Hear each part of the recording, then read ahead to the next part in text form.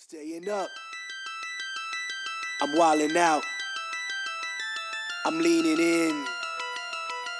Sony looks like in a terrific consolidation mode as far as its camera lines are concerned. We've already seen the DSLR entry-level line getting consolidated to Alpha 58, and now they have dropped the NEX series of mirrorless cameras, and now we only have the Alpha series of mirrorless cameras. So basically they are bringing in the Alpha as one whole professional grade and interchangeable lens camera product line. We have the brand new Sony Alpha 6000, that's kind of an successor to the Alpha 5000 or the NEX 6, however you want to look at it, and it kind of combines some of the feature of the NEX 6 and 5000 with the NEX 7 and its higher end mirrorless cameras to give you a consolidated Alpha mirrorless camera that's compact, that's has APS-C sensor, and that's supposed to give you DSLR quality images. The USP of the Alpha 6000 is its crazy hybrid autofocus system. Now you already had your 55 contrast detect point, but now it has increased the phase detection points from 99 in the NES 6 to an incredible 179 points. Yes guys, 179 phase detection points, and that covers 92% of the frame. That's insane, and that should be like, as Sony promises, the fastest autofocus system in the world. We'll check in this review. Plus it also has a brand new Bions X processor that kind of promises a slightly better noise reduction. Now we never liked non-optical noise reduction really, but we'll see how that goes as well. Also it's supposed to reduce the softness that reduction of aperture causes. We'll have to see that also. There's also a selective area noise reduction kind of a thing with this Bions X processor. Apart from the USPs, it also tries to give you the best of both worlds from both the NEX 6 series or Alpha 5000 series and the more premium like NEX 7 series of cameras, and give you most of them, but again takes away some of the things also. So for example, you get the 24.3x more HD sensor, that's an APS-C sensor, as I told you, Bions X image processing engine, a built-in flash, and you also have an EVF that's actually much a lower resolution than that on the NEX 6. It now has just over 1 million, but we didn't find any problem with it anyway. So 11 FPS continuous shooting mode with subject tracking with that 92% coverage of autofocus system. Then it has this 3-inch tilting LCD and with 921,000 dots, some kind of that, all those jazz. Diffraction correction, area specific noise reduction, and your low ISO noise reduction from the Bions X processor. Also got full HD progressive video recording, plus you also have full HD 24p and 60p, both progressive. You also have the interlaced video recording as well, but you do not have HD video recording, so it does not record at 720p. Also it's got Wi-Fi and NFC to be able to transfer your media to your phone with the help of Sony's app, Play Memories app, I think that's called. So most of the jazzy things the modern cameras offer, this guy is incredibly light. And on Amazon.in you actually will get the kit with the 1650 3.5 to 5.6 kit lens, which is also very, very compact and light. You would get this for just under 51,000 Indian rupees. You would get this same kit on Amazon.com for about $800. You will also get the body only for $648. On Amazon.co.uk you have slightly more bundle options. You have the body only for £519. You have with the 1650 kit lens for £649, and you also have two kit lens option, the 1650 and the 55 to 10 mm lenses, and you'll get it for about £837. There are other options as well. The Alpha 6000 comes in a fairly compact box. It has this usual NEX and E-mount cameras kind of a design on the box. You have this orange and black and all those types. So Sony's new cameras come in this color code, and the box has lots of information all around you. You have the accessories list and the quick specs plus the marketing and pricing informations and everything, and it also comes with 2-year warranty here in India, plus you get an 8 GB memory card and HDMI cable inside the box for a limited period of time. Apart from those, inside the box you get the camera body, you would get the battery. The battery's model is NPFW50. It's a 1080 mAh battery, and then you would get your power adapter. That's only a 0.5 ampere power adapter, and let me tell you, it takes a long time to charge the camera. Then you have your power cords, and power cords for almost all countries. You have the 2 round pin adapter, you have the 3 flat pin adapter, you have the 2 flat pin Australian adapter, you also have the 2 straight flat pin that you would get in US, and then you also have your shoulder strap, and then the USB data cable. That's a micro USB 2.0 port.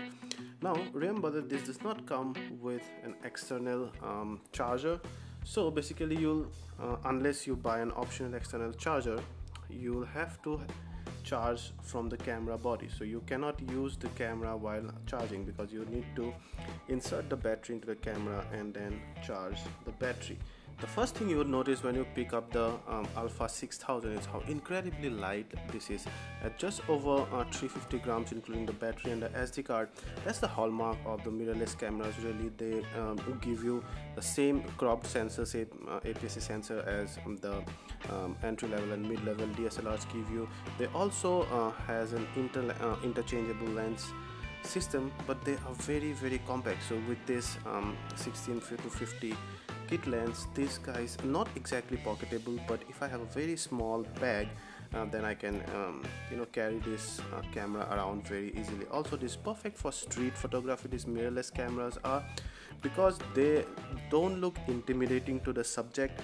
DSLRs kind of look very photography tourist like, so at most of the time you do not get that natural expression of the subject. But the small cameras, they look pretty harmless. When you're carrying one of those, you don't look like a very professional photographer or a journalist or sort. You just look like a simple harmless tourist that just clicking picture here and there. So basically you don't catch the subjects off guard. You can there's more probability of having those natural expressions with this non-intimidating camera bodies. Now the lightweight is achieved by a plastic plus metal mixture of the body. You have mostly plastic, very high quality plastic on the body. You also have metals at many places, and you also have some rubbers at the places where you would grip the camera. Now coming to the grip hasn't changed much from the NEX series, and this is probably our favorite grip of any camera series. We absolutely love the grip of the NEX series, and we absolutely love the grip of the Alpha 6000. It's absolutely cool, absolutely amazing, and I can hold to this grip and use my right hand and the camera only with one hand all day long, and it won't hurt my hands at all, my arm at all. Let's quickly check out some of the buttons and other things. So on the front side you have that APS-C sensor, and with this come the lenses and all. You also have the lens release button and the white mark that matches with the lens mark when you want to take off or fit the lens into. You have the autofocus assist lamp, and you have the IR blaster on the front as well, and that great grip. On the right side you have this Alpha marking and then Sony marking, and below you have APS-C written over there.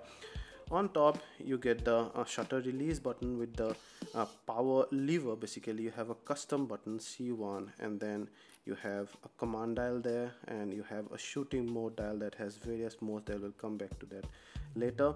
You have a built-in flash that is that can be used as a bounce flash. Basically you can tilt the flash and you can bounce that off from the ceiling above.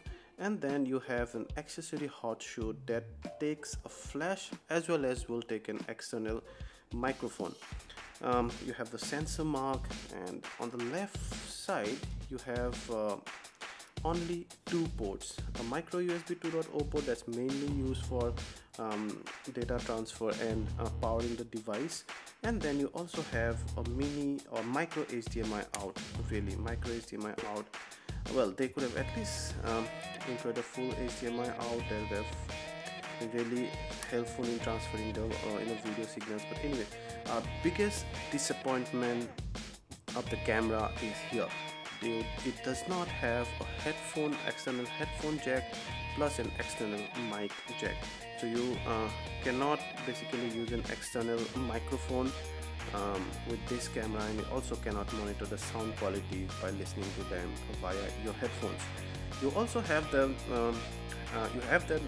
optional external microphone that comes for about $160 that would go on the accessory hot shoe, but again that it removes the option of using an external flash, and that's not very portable because that's kind of stuck on the camera.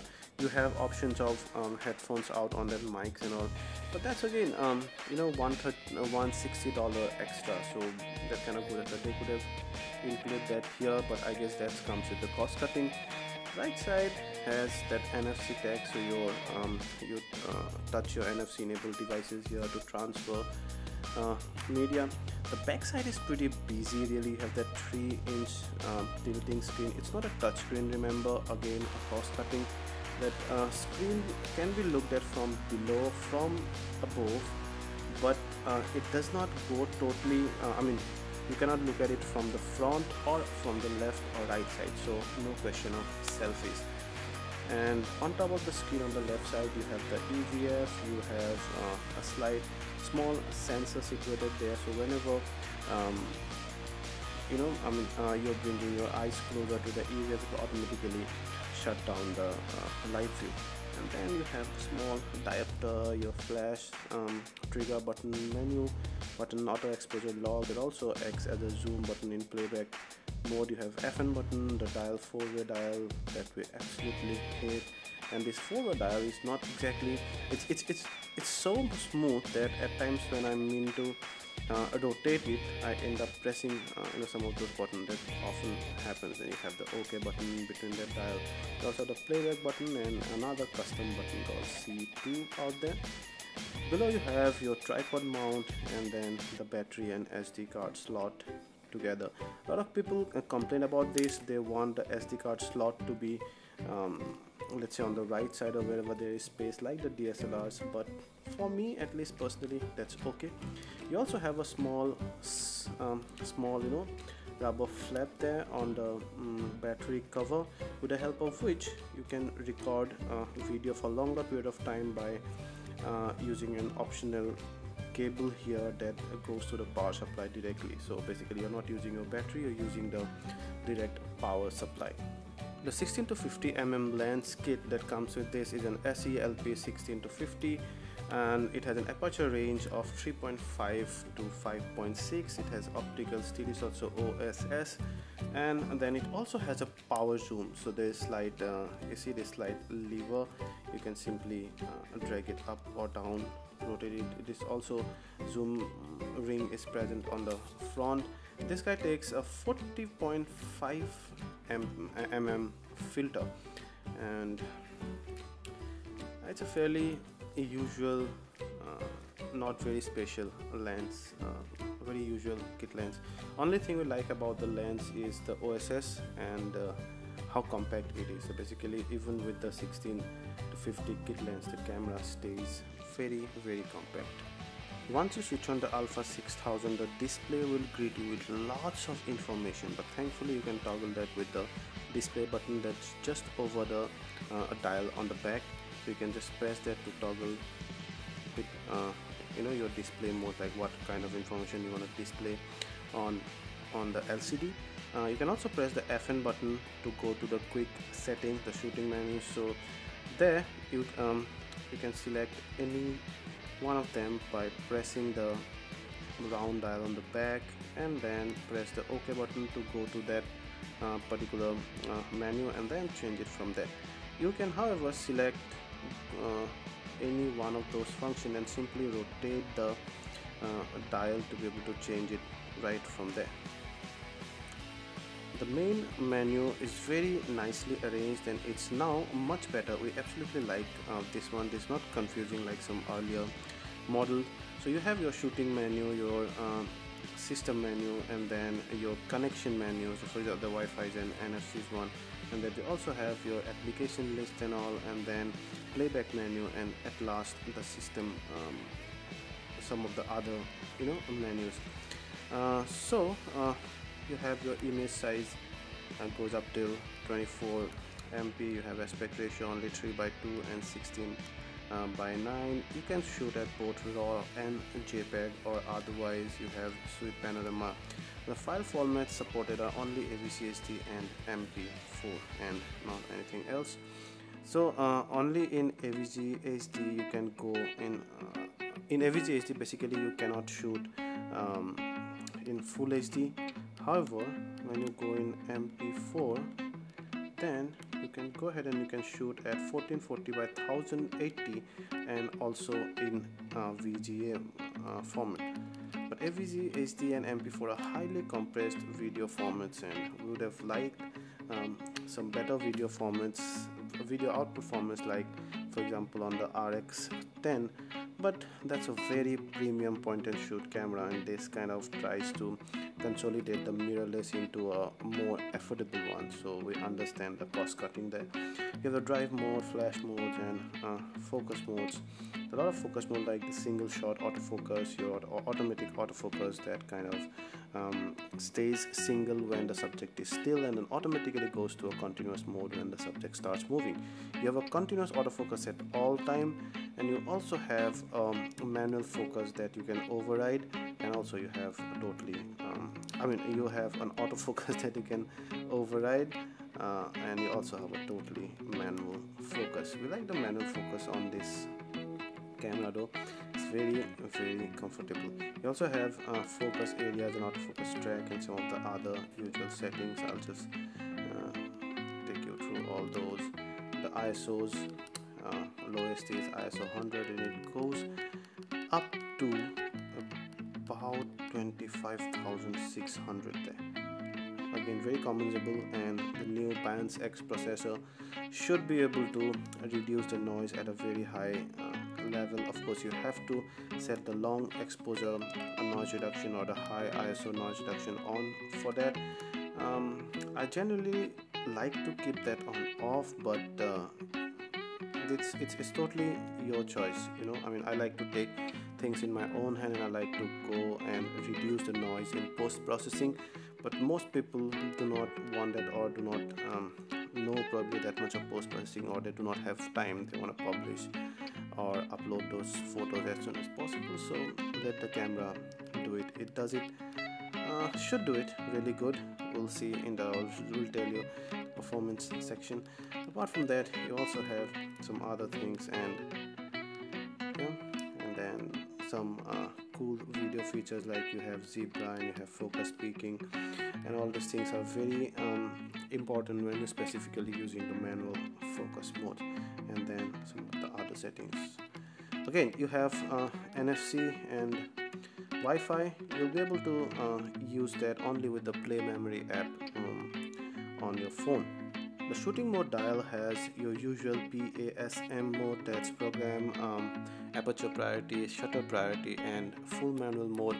You also have one custom preset that Sony calls as memory recall, where you can save your custom settings, and that would act as a fifth preset mode. You also have your video mode, you have your sweep panorama mode, and then various scene modes, and then you also have intelligent auto and superior auto, and those are usual modes in Sony, and I'm not gonna go too deep into it. But the command dial just beside the shooting dial is very smooth, and it's easy to use. So whenever, let's say, you're in program mode, turning the command dial would change both the aperture and the shutter speed. In aperture priority mode, obviously the aperture; in S mode, the shutter speed; and in full manual mode, this command dial will change the aperture, and the rear command dial would change your shutter speed. So those about most of the functions and the user interface of the Alpha 6000. The UI, the menu system in particular, improves a lot. The image quality of the Alpha 6000 is excellent under enough light as well as under low light up to a very respectable ISO. Now you can perfectly print your pictures up to about ISO 800 and even ISO 1600 under some circumstances. Over that, the pictures are also very web uploadable to social media sites like Facebook or Twitter. Now the same goes for the video. Again, under enough light, the video details are exquisite and there's no fuzziness and no discoloration at all. The videos are not soft also. Under low light, Sony does a pretty good job of checking the noise reduction under high ISO, so even the video details are fine there. The best thing about the Alpha 6000 is its awesome autofocus system, specifically for still. Now it has that 179 phase detection points that are actually only used while capturing still pictures, but then these points are present that basically they cover 92% of the frame. So this guy is amazing even for the high moving, high speed action shots, like let's say car racing or a football match or that sort, because even if your subject is moving towards the border of the frame, because of that high coverage and the phase detection autofocus points, it locks on the subject very nicely and very fast. Sadly, the phase detection systems are not, those points are not available during video recording. We would have definitely liked that.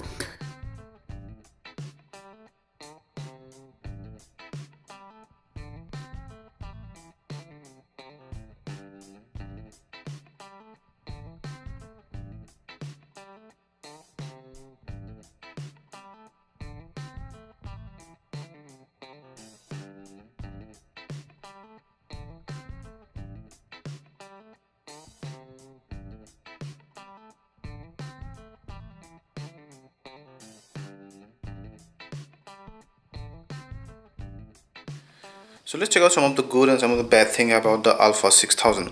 The best thing we like about this camera is that crazy autofocus system with the 179 phase detection point. However, a bad thing comes there is that all of those are available only when you take still. In video mode, only the contrast detection points come into play, and that's why video recording via this is not exactly as fast as the phase detection system is, because it uses a contrast detection system. However, phase detection in live view video mode is not very common. You have the 70D who uses it. You also have Sony's own SLT series of cameras, which they now call as DSLR. They all have it, your A77 or A99. All the translucent mirror technology has the phase detection during movie mode, but these guys do not have mirrorless one. Yeah. Apart from that, another very good thing is of course the tiltable screen. You have many customs button 1, 2 and also 1, 3. All the dials and everything are very smooth. They feel very solid and amazing grip, and an overall compact system. Here you also have the EVF, although it's less resolution, but they at least have this, because a lot of these mirrorless cameras do not have this. Some of the bad things that about the Alpha 600, and the worst thing that we think is the absence of the headphone plus the external microphone jack, and also a reduced micro HDMI port instead of full HDMI port. But we've generally seen the full HDMI on a more expensive model, so that's okay, but they really should have provided at least the external headphone jack, even if not a sound monitoring headphone jack. Then your screen cannot be tilted upwards. Selfie is really the trend these days, and would have really liked this compact camera to be able to take selfie, but it cannot. It's not a touchscreen, but that's okay. I mean, a touchscreen always helps, and Sony is kind of a pioneer in giving you touchscreens, and this guy's priced is such that you would want a touchscreen. However, that's fine. So apart from that, really apart from the ports here and kind of a restriction tiltation of the LCD, everything is going good for this camera. You have that always existing lack of ecosystem for a mirrorless. The kit lens here looks pretty compact, but it's an interchangeable lens camera, so the moment you start adding bigger lenses, it does not stay pocketable at all. Something to take a note of. Now from a competition point of view, this guy has lots of competition, and at about 50k you almost have hitting the mid-level or the premium entry-level DSLR category. You have the Alpha 58, which is a very capable system, and it represents the whole Sony entry-level DSLR. It also has that huge ecosystem that this guy does not have. It can also use those Alpha lenses, by the way, with the help of an adapter, but then again you're adding bulk and you're adding extra air between your sensor and the lenses and those kind of stuff. You also have the Nikon cameras, like let's say 5300, which is a mind-blowing camera. Even you have Canons on 700D and all this kind of stuff. You also have the K500 Pentax. It's kind of much less expensive than that. If you go slightly more expensive, more towards 60,000, you have the incredible Panasonic's GX7. You also have some Olympus cameras. You have the Fuji X series of cameras. So lots of competitions here, but what sets this guy apart really at this point is that autofocus system that's just out of this world, and it's insane fast, plus the 92% coverage of a frame. We are yet hard pressed to see such a perfect autofocus system on any camera till date. It's amazing camera, and if you wanted a mirrorless camera, you do not mind recording your audio separately and then combining them at the post-processing, because you cannot recording it via this one. You can of course get the $160 optional external mic, but that you cannot carry that mic if you're shooting outdoor. So if you don't mind that, then this guy is an absolute gem. If you like this video, please hit the like button, ask anything related to this camera, and we'll try to answer them all. And please subscribe to our channel for more such awesome content. We have more cameras coming very shortly.